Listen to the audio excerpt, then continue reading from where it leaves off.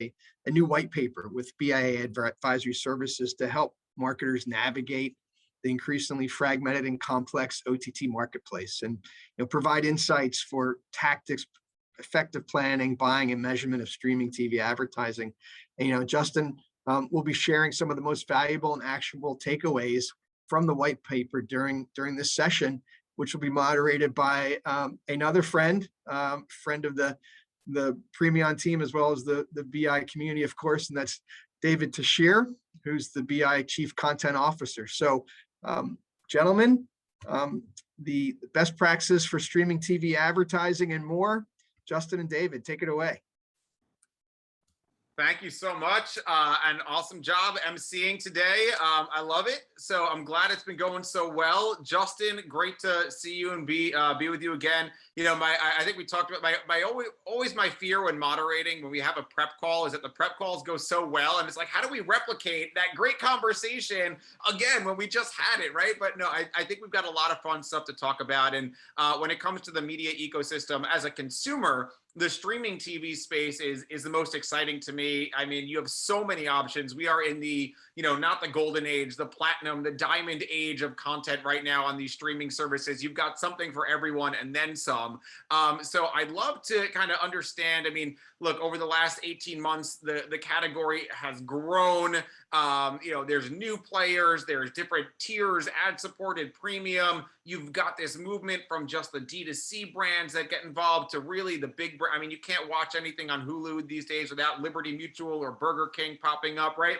So can you give us the state of, to start this off, what does that landscape look like when it comes to, OTT and the opportunities for brands and advertisers to reach that audience? Yeah. Hey, thanks, David.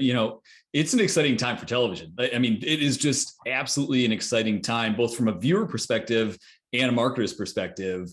At Premion, we have a unique perspective because we work hand in hand with the national spot team with Tegna Sales. And Tegna Sales, as many are familiar, they own about 60 plus broadcast television stations across the US. So they're largely a national spot buying team that's in-house for Tegna. And working with them, you gain a lot of perspective of what's happening in the local television space and where are dollars being shifted. And I'll say that this is a pivotal time. We're seeing more and more dollars shifting towards CTV specifically, and what that means to get in front of premium content in today's day and age. And so, budgets are anywhere from 30 to 40% these days, and it's growing at massive amounts. We saw, ad-supported market share surge this past year. We had all the acquisitions of major players like Fox going after Tubi and Viacom and Pluto, Comcast going after Zumo, and kind of saddling up with these platforms that were in the free ad-supported space that were going after large viewerships of ad-supported viewers. So, Pluto now has over 50 million active viewers. Tubi just surpassed 3 billion hours streamed. We're talking about an unbelievable amount of opportunities to reach these audiences, and the viewers are increasingly growing more favorable towards the option of ad-supported content. So, what we're seeing is this critical mass providing a big opportunity. Measuring the reach, though, has been critical. And so in today's market, it's now not just a matter of knowing that there's this opportunity, but it's how to do it effectively, how to measure what am I reaching in OTT compared to who was my audience in linear. And so new techniques with HCR are providing that insight and understanding the duplication of those audiences and really how to plan for it more effectively. But, in general, the pandemic was this accelerant. It was the opportunity to really drive further growth in what we know was happening. It just pushed a little bit faster than ever before. And what that did for local was really adjust based on the US and how it was rebounding at different rates. And so what we saw really coming to more of a local and regional space was this increased relevance of associating with those local markets. CTV in general today is taking the same TV buyers and advertisers that have always been in front of audiences and giving them the capabilities that they knew was possible only in digital in the past. And so when you when you issue those types of capabilities, you start looking at it differently. You start looking at how should I be reaching the right audience differently? What is the waste that I had before that I can now eliminate? And how do I really plan more effectively to reach, audiences the most effective way? And more than anything, now being able to see outcomes from those campaigns in a way that helps to measure and validate the quality of audiences that they were reaching. Oh, absolutely. I mean, to your point, as a consumer, one of the great things is, how many streaming services can I justify going for, the premium package, right? Well, there's Netflix, there's Amazon, right? But like, so having those multiple tiers of like, yeah, sure, ad supported, whatever, but then you get that access to Hulu's library, and I think it opens the door for like that next wave of viewers, and of course for the advertisers that want to reach them. So it's really cool to see kind of that space grow, but also mature on the business side as well. So I got a few follow-up questions because you had a lot of really great insight there.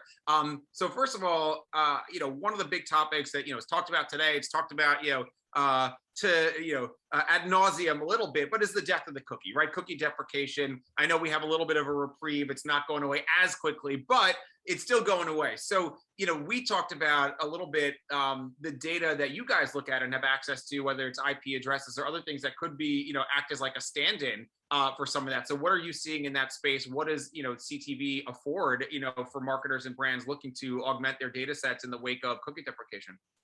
I think in general, advertisers have kind of grown increasingly tired of putting all of their dollars into the Facebook basket and some of the limitations in what that was providing. And now as digital has run into an issue of cookied difficulties in reaching those audiences, they're finding more of an excuse to shift dollars. And so what we've actually been finding is that there's a lot of advertising demand to actually move into a space that they can secure the knowledge of that household that they were trying to reach. And so CTV inherently has always been, had the benefit of being IP based and being, focused on the household. And so we're just kind of really taking advantage of what is the current state of fear in reaching those audiences, what has been lost and what has kind of been, limited from a marketing perspective, and bringing people back to what it means to tie first party data and third party data to a first party household, identification that really reaches, the majority of homesteading. 92% of all adults 18 to 49 are living in a CTV accessible house. So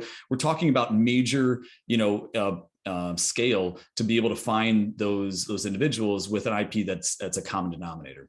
No, I love it. And again, when you can couple that IP address, insight into the household with, the sort of target audiences or, for different shows, I think you get something really powerful there. So, but then I know we don't have a ton of time, and there's a couple other things that I want to tackle here. So you mentioned the technology aspect. I mean, again, I'm watching and I see ads, click, just click to learn more or scan the QR code. Like there seems to be so much more afforded by the fact that you're connected, right? Literally, CTV is connected, and it's much more interactive than you could ever be with traditional linear TV, at least historically. So again, what are you guys seeing there? How are brands taking advantage of that interactivity? Yeah, we're seeing brands, as I mentioned before, taking what was only possible in linear before and realizing these new capabilities within digital. So that may at first have meant targeting audiences or measuring audiences differently. And today it's looking at the dynamic capabilities of inserting within that creative and taking a look at that palette and realizing that you can really experiment in new ways to engage with audiences. And so it's a new thought process for television advertisers. It's allowing marketers to learn and experiment with what may work. So we're seeing new things, within our capabilities to start issuing QR codes dynamically within a creative, or pulling in the relevant location to really kind of pull in that viewer and say, hey, I know that you're in this exact market, or dynamically inserting phone numbers. We've even, run into specific use cases where, we'll pull in last night's lottery numbers for a big, state lottery. So it's things that are able to be done in this dynamic digital way that you could never do before in linear television. So it changes the game, and it allows advertisers to find a new way to really connect with those audiences. I mean, I love, right, because it takes the best of both worlds. It takes the best of that kind of mass linear TV, that lean back experiences for viewers where you have this captive audience, and then you have all the capabilities for that, right, dynamic interactivity from the digital, and kind of brings the best of both worlds. So, I'm excited to see, again, first from a a personal standpoint and just from, being in this business, how brands continue to take advantage of that and maybe get creative with the ways that they can, employ that interactivity. All right, we're going to keep things fast paced and rolling here. One of the things that I loved reading, in my research for this, was a little bit of myth busting you did on kind of misconceptions on CTV and OTT. Can you highlight a couple of those for our community and maybe some of the big myths around this space? Yeah, it was an exciting paper for me because it was so relevant to what we were hearing directly from agencies at the time. And so really speaking to those that we have heard from. And so the first myth was really surrounding that, aggregator platforms, don't provide the same benefits of buying direct. There's a lot of benefits of buying direct, but not every aggregated platform like Premion is created equal. There's a lot of DSPs, there's a lot of programmatic buying that is not the same approach as what Premion has created to really focus on a very direct, integrated approach within ad servers of our publishers. And so, the first myth was just to say that there is still a way to achieve the benefits of buying direct with an aggregator. But, some of those benefits may have, in the intent was to prioritize that delivery or to control the content. But what you're achieving when you run through one platform is the ability to really cross-platform control the frequency and the measurement insights. And you can't do that if you have a lot of disparate individual silo buys. You also can't really achieve a scaled audience that you can target effectively across multiple platforms. And lastly, the ability to pace a campaign effectively is really important, especially to linear buyers who are looking at this at a local level and saying, I need to make sure that this market delivers. And if you have small buys with multiple platforms, the ability to call them all up is not a really easy task. And so we talked in the article about, just that challenge and the advantage there. We also talked just about, performance marketers and the new need within regular offer awareness buying to rely on attribution, because it's not just about outcomes, not just about results. It's about getting real-time feedback on the creative, understanding the responsiveness of your ads. And so regardless of your goal, utilizing techniques with attribution and more of this CTV environment to give you better direction on the way to move forward with your advertising. The last of the myths was a shift in impression-based buying that we're seeing across all agencies at this point. And it's really exciting because it's finally kind of leveled the playing fields between digital and television at the same time, where you kind of jump to the conclusion that all impressions are created equal. You start realizing as you unpack that there's a difference in how co-viewing is being measured on different platforms, maybe where it's being calculated, maybe where it's not, just the overall engagement, your ability to target within one platform versus another. And at the end of the day, the ability to measure effectively through a panel versus, ad server measurement are very, very different techniques. And so there's a lot of still learning that's happening within the impression-based buying world as we continue forward. I love it all. So thank you. I mean, we're starting to run out of time, but we actually got a question in from the community. Can you elaborate a little bit on the real-time creative, feedback on creative? How does that work? We got like 1 minute. If you can summarize that for our audience. Yeah, so think about it as something where it's A/B tested to understand that creative A is producing website visits at this rate, and creative B is providing website visits at this rate. Even if website visits aren't the true objective of that campaign, it's still indicative of this creative responding better with that audience, and probably kind of influencing where dollars should be shifted based on that creative. And so again, it takes away from saying, I need this campaign to drive all my customers to the website, and says, I need them to be aware of it, and I know they're going to go to my website. How can I use that data to better run the right creative to the right markets? Love it. Seems really straightforward, but really valuable. So that's awesome. All right, last question, because we're out of time. What are you watching these days? Any recommendations of shows? We're talking about streaming. You got to have a recommendation. What are you guys binging? Yeah, I'm gonna keep this going with what was referred to me. I started watching. Didn't think it was going to be for me, but it was great. It's called Formula One: Drive to Survive. Okay. So I never watched Formula One racing, but this is an addictive show on Netflix right now, and I highly recommend it. All right, I love it. I will check that out. We started on Hulu with FX Y the Last Man. They had like the first 3 episodes drop all at once. Did not know what to expect. It was really really addictive right off the bat. So I love it. Well, thank you so much, Justin. I see your colleague Keith is back. So I know we packed a lot there into just 15 minutes, but hopefully our community finds it valuable, and we'll have you back again soon. Thanks, David. All right.